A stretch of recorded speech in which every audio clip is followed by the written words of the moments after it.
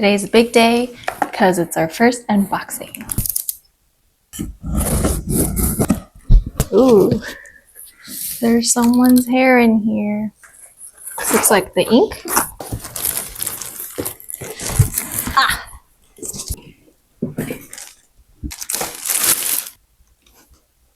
It smells fresh. It's not as big as I thought. Based on the dimensions online, I was like, oh my gosh, I can't fit this anywhere in my apartment. I gotta buy a new piece of furniture.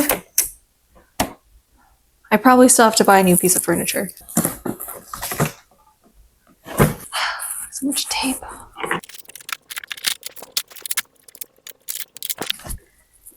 Beautiful. I'm excited to try this.